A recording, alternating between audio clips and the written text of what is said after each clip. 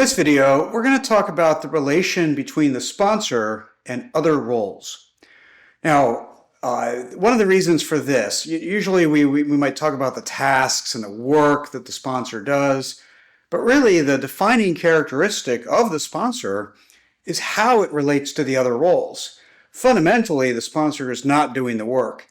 And so it's how it supports the roles of everyone involved in the work that really makes the most difference.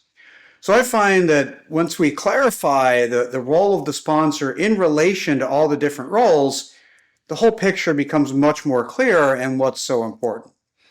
So let's start with the other probably very important role of the team leader. Now, the team leader is sometimes designated specifically and sometimes just implied very obviously. So if you have a simple problem-solving project with two teams coming together, where one clearly owns more of the work, and there's one team leader, one organizational manager, leader, director, that happens to be driving that work, we kind of know in that instance who the team leader is. But when we get a larger process, something that a Kaizen event or a cross-organizational transformation, the team leader is often designated. Now, sometimes there will be two team leaders. Less desirable, always better to have one clear person. So even in the case of you have two orgs coming together, two groups coming together, who's really accountable to drive the work that those two teams need to do? Now, they may have a very clear peer on the other side of the aisle in that other team, but somebody has to be waking up on a random Wednesday morning and saying, hey, what has to happen next? So fundamentally, the team leader is accountable for the work result primarily. We'll come back and talk about this with another role next. But they are primarily responsible and accountable for the work, meaning they have to deliver the result. They are accountable to the result to the sponsor. But they're also accountable for getting the work done, right? They're responsible and involved in getting the work done. They're not hands-off. Fundamentally, they're not hands-off. They're in the project. They're in the process. They're hands-on. And so that becomes the team leader. Now, in a lot of cases, the sponsor only has to interact with the team leader. That's fundamentally, hey, I'm going to work with a team leader. Make sure they are set up for success, make sure they know all their boundary conditions and what they need to go do, and make sure they have a clear path to success. So in some cases, particularly on the smaller end of the spectrum, the only relationship that matters is the one between sponsor and team leader. But obviously, as we get into the other roles, you'll see why other factors come into play quite clearly. So this is most important to get right. And it's important that the team leader understands that they are the team leader, what that means, what's expected of them, how they need to be successful. And they also have to understand how they can leverage the sponsor, so that they are the conduit between the team and the sponsor. Now, the sponsor may work with the team, they may be involved with the team, but really in asking for things, in whether it's changes of scope or it's a request, some help needed, whatever that might be, the team leader has to know, when do I need to pull in the sponsor? How do I keep the sponsor informed? How do I pull the sponsor in? How do I get clarity from the sponsor when needed? So that's the fundamental relationship. As the sponsor can be as hands-off as they need to be, as long as they have a clear line of communication, an open line of communication with that team leader who's accountable and responsible for the work getting done. So next we'll talk about facilitation. The second role we want to pay attention to is the role of the facilitator. Now, before you think, wow, it doesn't apply to most of my situations and you skip ahead, understand this. Every team has a facilitator, whether you name it or not. What is the role of the facilitator? To worry about the process that the team goes through. Now, many times there is no named facilitator. Simply the team leader also takes responsibility for the process, right? So somebody is taking responsibility for the process the team goes through, whoever that person is, by definition, they are the facilitator. Doesn't mean they're going to pull out all facilitation skills, and does not imply that they automatically do it well, but someone is responsible for that. Now, what's important first is to recognize, when do I need a formal facilitator versus an implied facilitator? And the sponsor can help with these moments. Now, the most important characteristic, I believe, is when the team leader needs to spend a lot of time focused on the content that the team is going through. And that's a great time to hand off responsibility for the process to a facilitator. I was part of this effort for a nonprofit recently, and I really wanted to be involved. I was the team leader. I was asked to put together a design team for a new program, and I really wanted to be involved in rolling up my sleeves and contributing ideas and decisions for the content, for the topic that we were setting out to work on.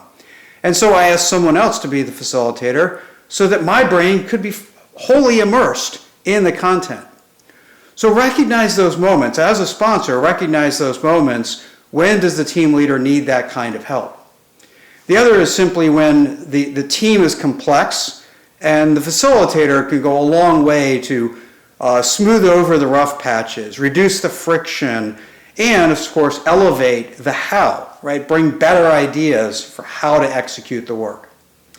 Now, if the team leader is the facilitator, then the relationship to the sponsor is self-implied, right? I already have that relationship. If it's different, however, the facilitator often has really more of a backdoor relationship to the sponsor. It's important, however, not to let the facilitator get in between the team leader and the sponsor. That's the biggest mistake that happens here. Facilitator comes on board, they roll up their sleeves, they put in a lot of responsibility for making sure things get done, and end up inserting themselves in between the team leader and the sponsor.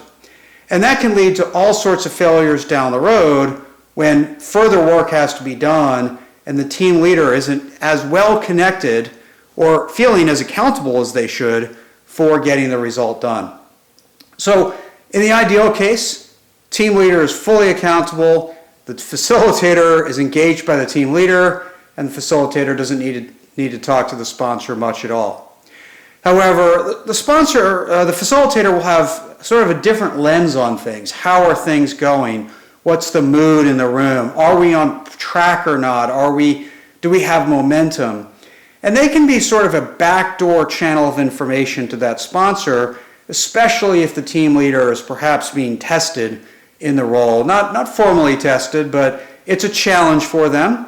And the facilitator, ideally someone experienced, can be a bit of a safety valve and an extra channel of information, making sure the sponsor is well informed. So pay attention to that role, understand how that might work, but make sure that facilitator doesn't get in the way of a good team leader-sponsor relationship. The next role we can talk about is the project manager.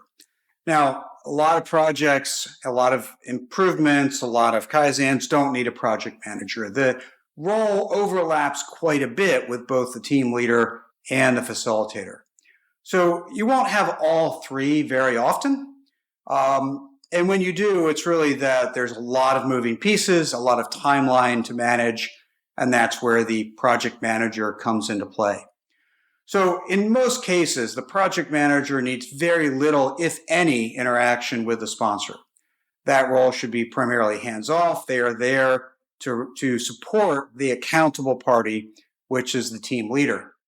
However, if there's no facilitator and there is a project manager, they may fill in that role of providing sort of a back channel of information, of insights, of perspective to the sponsor around how the overall progress is going.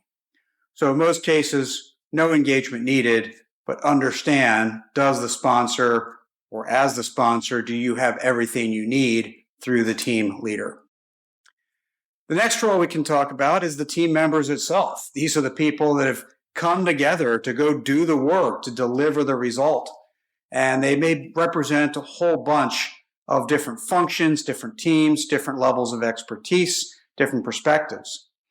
And so the amount of interaction between the sponsor and the team members is often quite very low. And also, it does exist, it absolutely should exist, it has some very particular points. One, this should be about encouragement and empowerment. Really convincing the team, allowing the team to believe that they are empowered to move forward. Don't have them second guessing themselves. Don't have them second guessing their permission. Don't have them second guessing their empowerment. So you need to provide that clear incentive, that clear motivation, that clear permission that they can move forward. I believe second, it's to understand that you believe as the sponsor that the team leader is both capable, but also well informed about what needs to happen, what the boundary conditions are, etc. So if everyone believes that the team leader is well aligned to the sponsor and can fundamentally speak on their behalf and knows when not to, knows when to pull the sponsor back in, now the team can believe in their team leader and make sure that they understand that the team leader can also give them permission to move forward. So the team needs to be unencumbered by all of this. They can't be second guessing what they have permission for, where they should be headed. Are they headed in the right direction? So they need to understand from the sponsor that they absolutely have permission and desire to move forward, but also that any questions the team leader can handle. And if the team leader is unsure, that there's an open door, open line of communication to that sponsor. And so they should feel unencumbered. They should feel that they can move forward, be unencumbered by those concerns and doubts, and march forward and make progress focused on the task at hand. The next role we want to talk about is the role of the stakeholder. What is the relationship between the sponsor and all the stakeholders that may be involved? Now, the larger a project is, the more stakeholders that there are. They may have members on the team that are part of their organization. They may have to contribute to the solution or the improvement or the process that is being changed, or they may simply really care or benefit from the result of the work that's going to get done. So there's a lot of different stakeholders that can be involved, especially in these larger projects. Now, this doesn't mean we should have multiple sponsors, right? That's often what people use as a solution, but now we don't know who the decision maker is. And so I strongly disagree with the idea of making every stakeholder a sponsor. The closer we can get to one, and ideally one sponsor who really is accountable for it, is much cleaner and much more focused. But that doesn't mean there aren't many people who are very interested in how things are progressing. So the relationship between the sponsor and the stakeholder is primarily three things. First, communication. Now, the team leader may be doing a lot of the formal communication to all the stakeholders, keeping them informed along the way. However, the sponsor has to at least make sure, if they don't take ownership of the communication, they must at least make sure that the communication is getting through, meaning heard. Not just that it gets to the person, but that the person is actually paying attention. Because that's really important. That stakeholder needs to pay attention and not run off in another direction, and making sure that is heard. And that also includes the unspoken items, the things that may not included in the formal communication. So really making sure that the communication lines are open, working, and serving their purpose is the first aspect. The second is alignment. It takes a lot to make sure that all the different stakeholders remain aligned to where the team is going. Especially in a long duration project, interests can change, priorities can change, right? Perspectives can change. Now, sometimes the project should change along with that, and we'll talk about that later, but fundamentally, those stakeholders have to remain aligned. And so this is one of the unsung efforts of what a good sponsor will do, is to make sure that alignment is maintained, really understanding your job as a stakeholder is to support the team until such time as we really need to make a change to the scope. and not end up waffling in and out of different levels of support and in and out of alignment. The third role of the sponsor is to prevent all those stakeholders from inserting themselves in the process, from turning into their own micromanagers, whether that's direct into the team or through the resources that they may have in that team. Right? The team is supposed to be able to operate with their team leader, with their facilitator and or project manager, and with the support of the sponsor without having a lot of influence coming in and messing up their progress, momentum, or scope. And so preventing that micromanagement from stakeholders is another one of those unsung hero moments that sponsors can play.